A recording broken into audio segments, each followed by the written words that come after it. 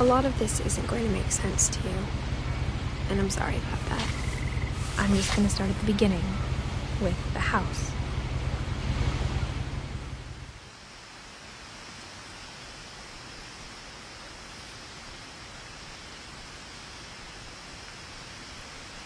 Someone had put up a chain link fence, but it looked like I wasn't the first person to hop it.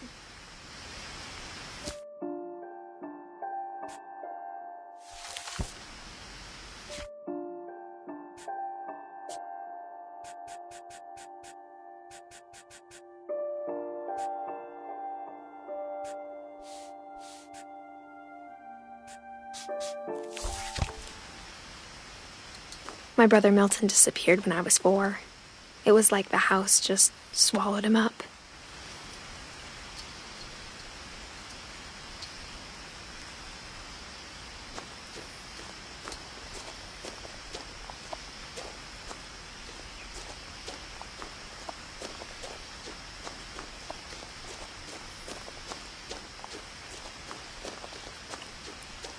I lived here until I was 11, but I wasn't allowed inside half the rooms.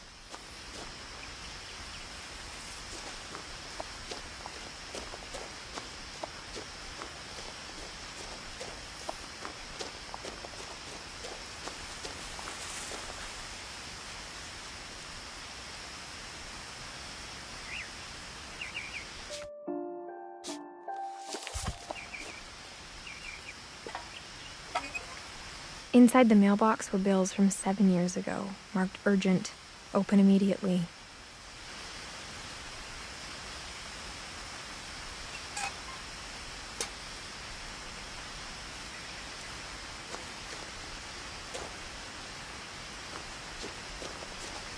I hadn't been back since my brother Lewis's funeral.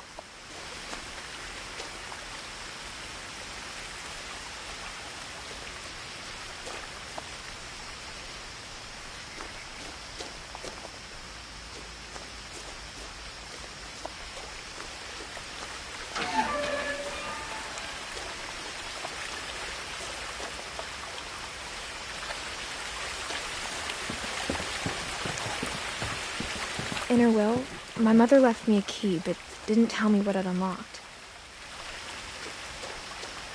Maybe she thought I'd know, or she thought that the mystery would be enough to bring me back.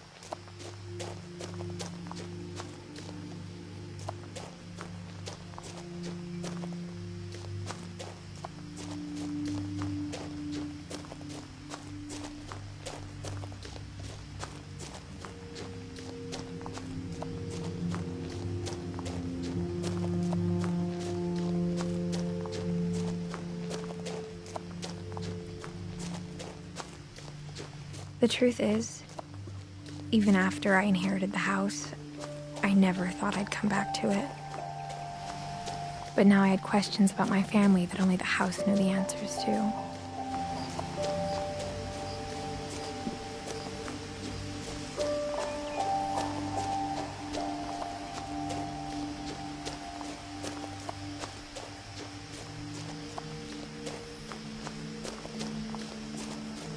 No one had driven this way in a long time, but I saw a few hoof prints.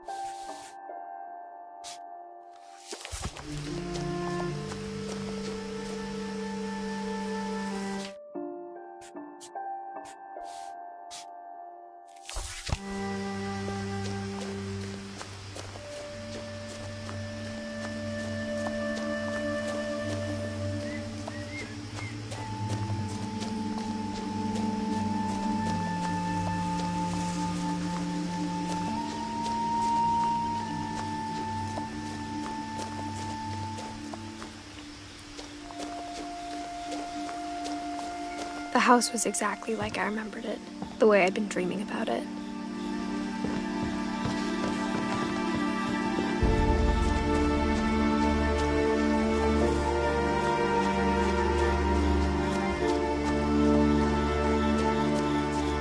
As a child, the house made me uncomfortable in a way I couldn't put into words. Now, as a 17-year-old, I knew exactly what those words were. I was afraid of the house.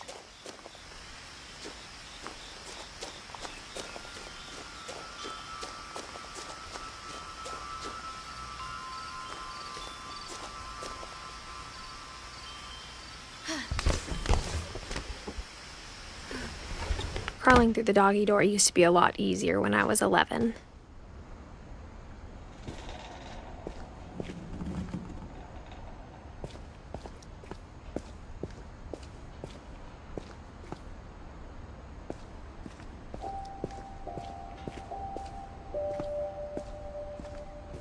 For the first time in years, I felt like I was home.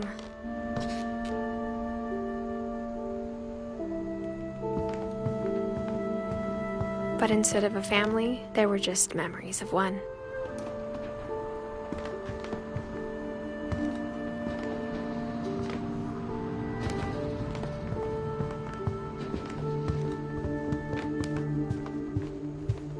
The table was still a wreck from the night we left.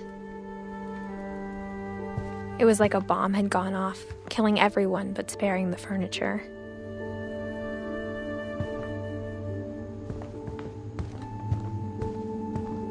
Nothing in the house looked abnormal.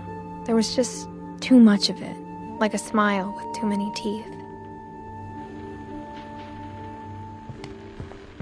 Even the fireplace had a story. Edie told me the bricks came from the original house, after it sank.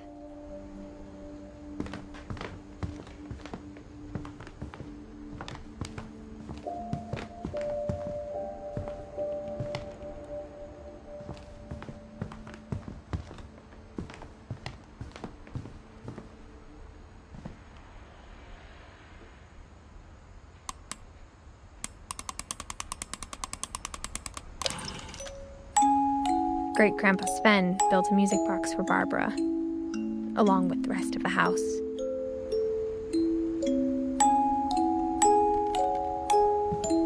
Mom always told me to stay out of the basement, so I wasn't too surprised when the key didn't fit.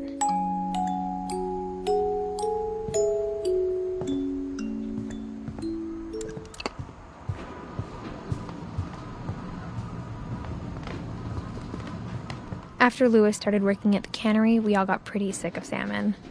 Except our cat, Molly.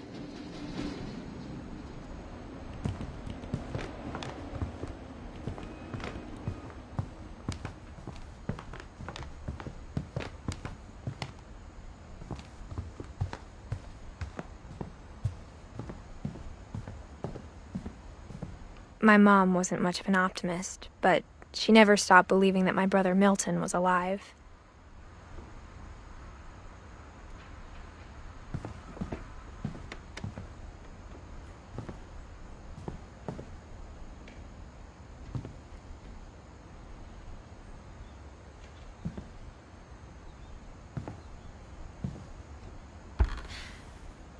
Edie told me once that every Finch who ever lived is buried somewhere in the library.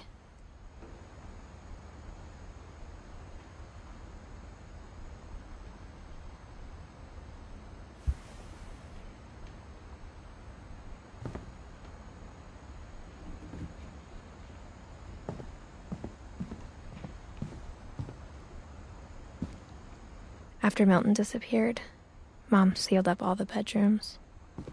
Then Edie retaliated and drilled peepholes.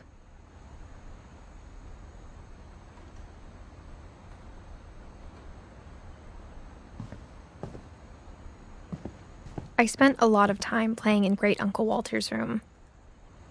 I think my mom sometimes regretted not sealing it up.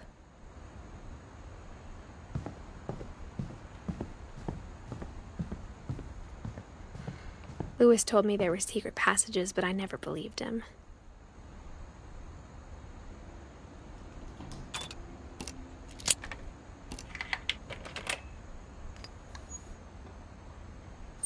Turns out, my mom was really good at keeping secrets.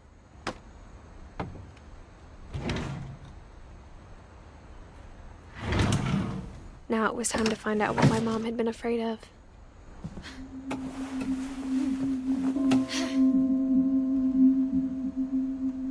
Reading this, maybe it sounds like I had a plan.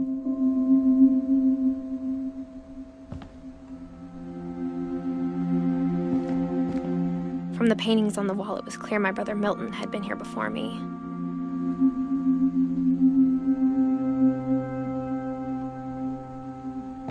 But I had no idea what was behind that door.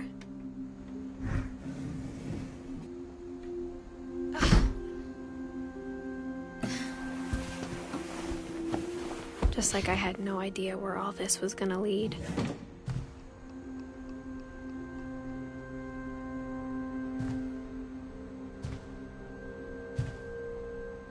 I grew up looking at Molly's room through the peephole. Being inside for the first time, I felt like I'd stepped behind a painting.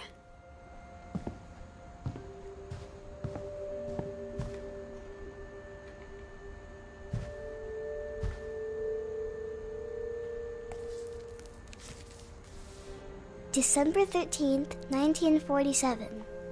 Dear Diary, I'll be gone soon, but I wanted to tell somebody about what's gonna happen. It started when Mom sent me to bed without dinner. I woke up and I was starving, so I looked around for something to eat.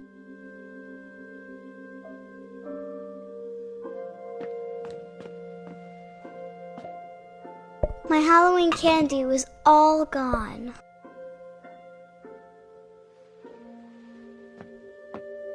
The gerbil food was dry, but I didn't mind it.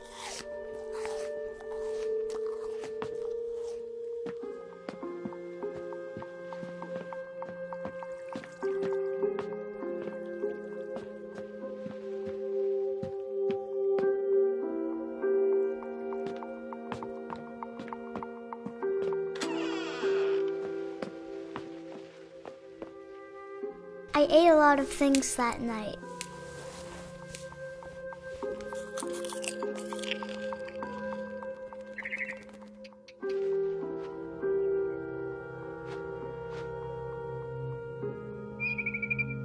I kept eating and eating.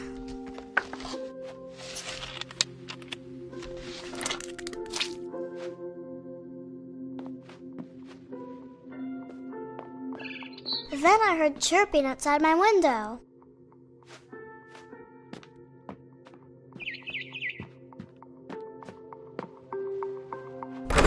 Mom, can I come out now?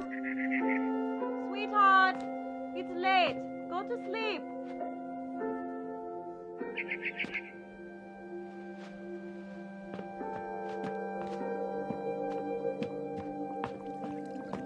It was a barn swallow going back to her nest. I reached out for her.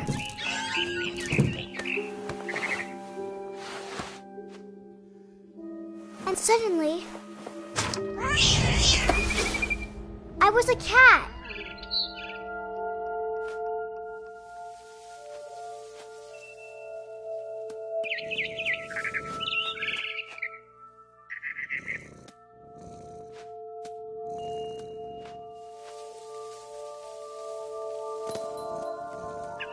I tried to be quiet, but the bird was really scared.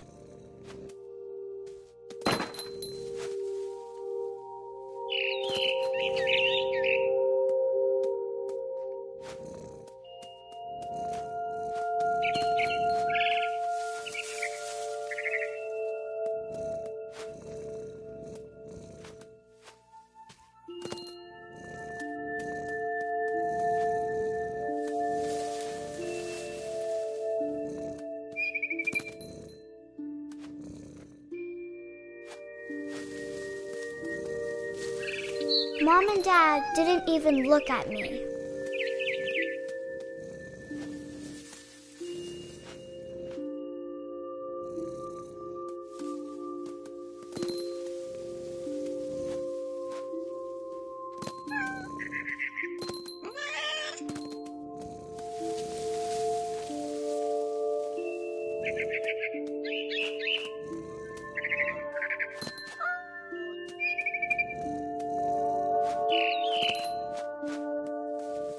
I jumped and I almost got her.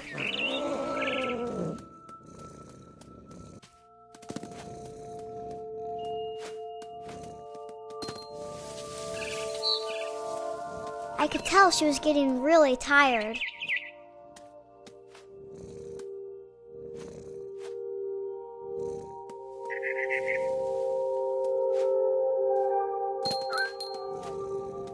Now I was up in the big tree. I promised Dad I wouldn't climb it anymore. All I cared about was eating that mama bird.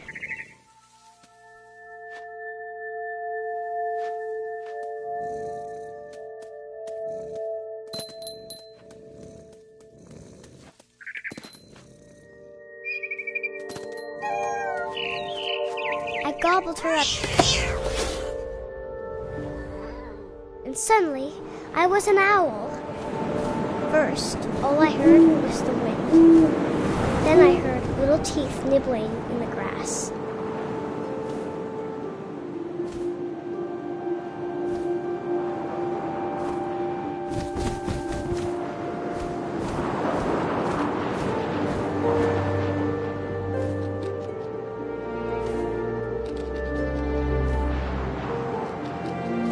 Rabbits.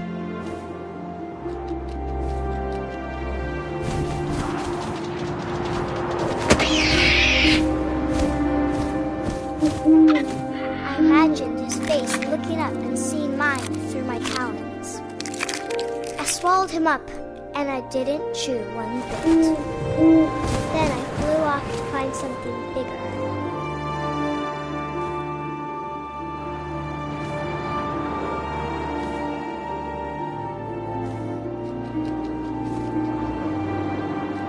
A mama rabbit.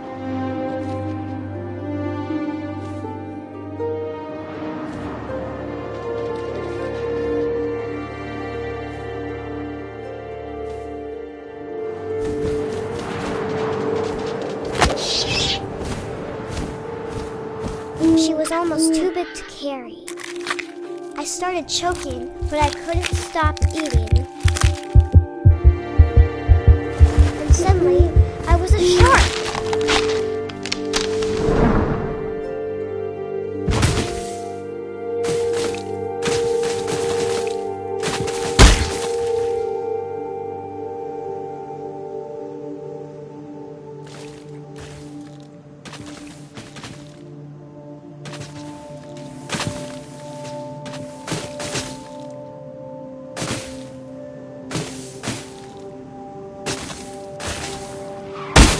I rolled off a cliff and into the ocean. Now, I was hungrier than ever.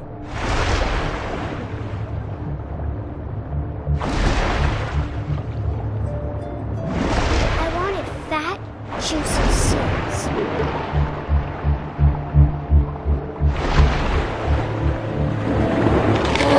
I tore off her flipper, and it tasted really good.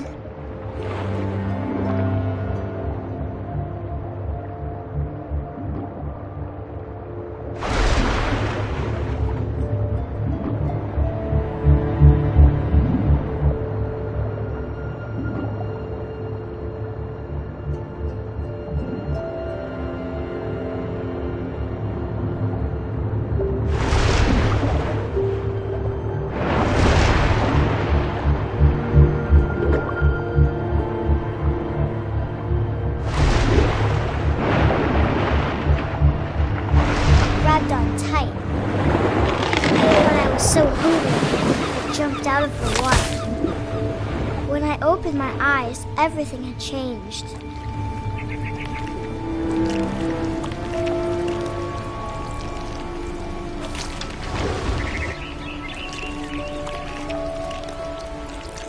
Now I was a monster, and I smelled people everywhere.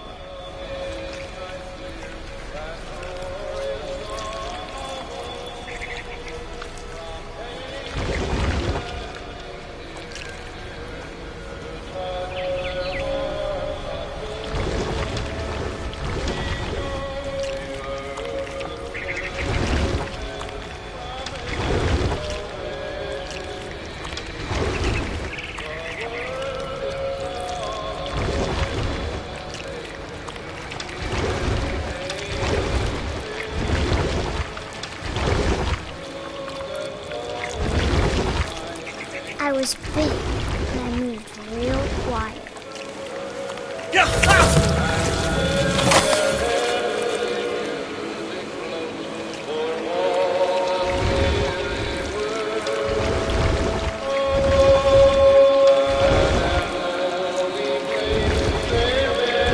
I wanted to stop, but also I didn't.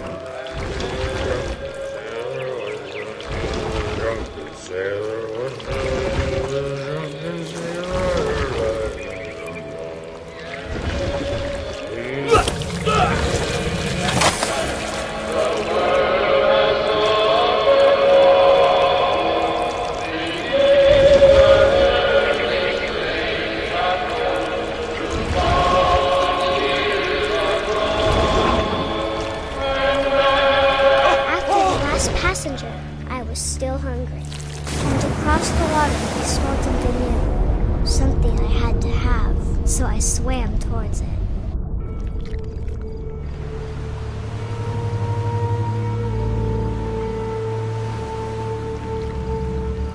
I slithered onto the sand, and the good smell went into an old pipe.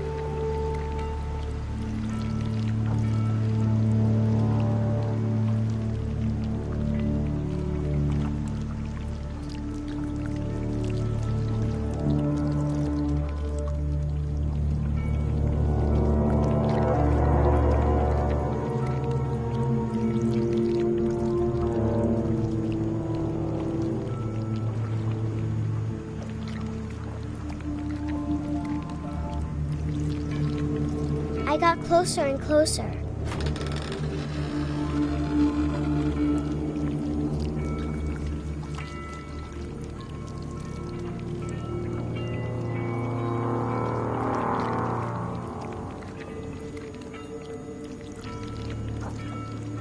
All of my stomach started growling.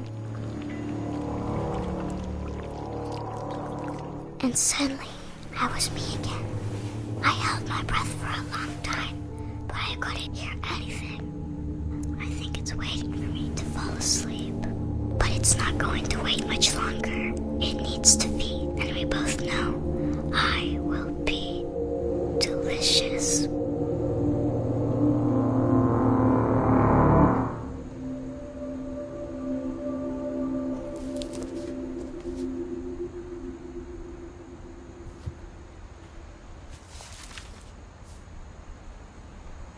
I'm not sure if I believed all of that, but I'm sure Edie would have.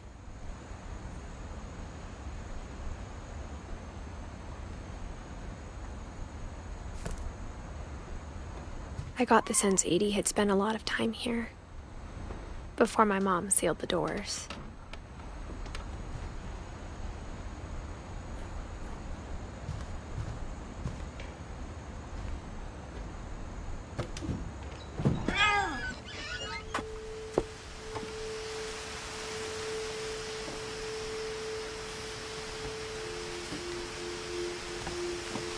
This will be obvious later, but my mom never told me any of these stories. Edie would have, but Mom didn't like bringing up the past. Though, when we adopted a stray kitten, she was the one who named it Molly.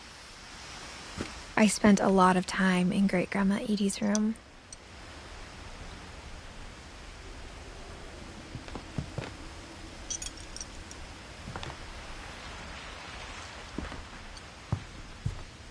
We got along, and it was a good place to hide from my mom. Even in her 90s, sometimes Edie seemed a lot younger than my mother. The only trace Grandpa Sam's first wife, Kay, left on the house was the pink bathroom. It was a pretty big trace.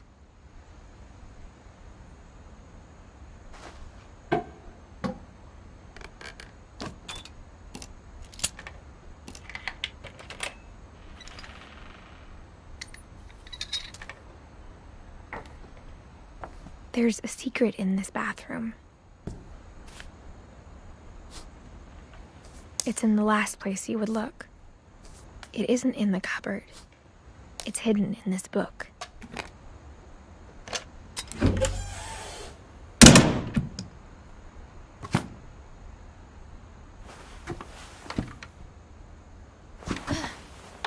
Sven gave Sam an old camera he'd refurbished. He never put it down.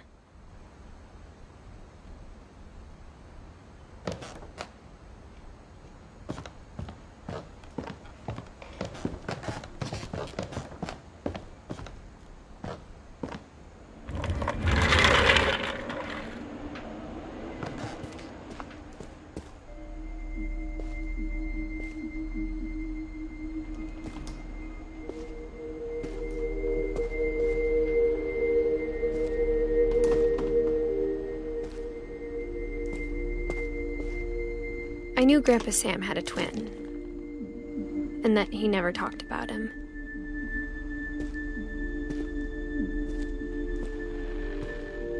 I guess my grandpa didn't like history any more than my mom did.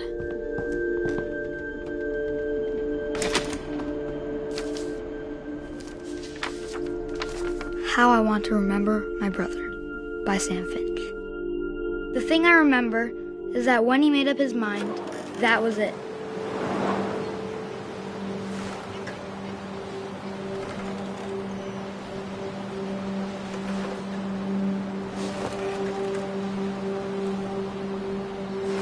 My brother said he'd die before he ate another mushroom.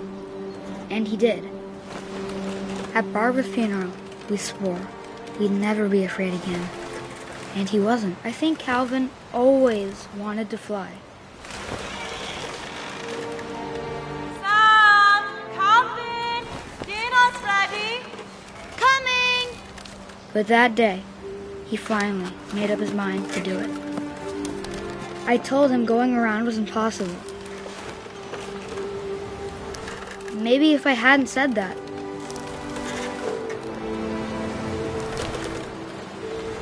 Calvin, I'm not gonna tell you again. Maybe if the wind hadn't picked up. Then maybe he'd still be here. But I doubt it. I think he'd already made up his mind.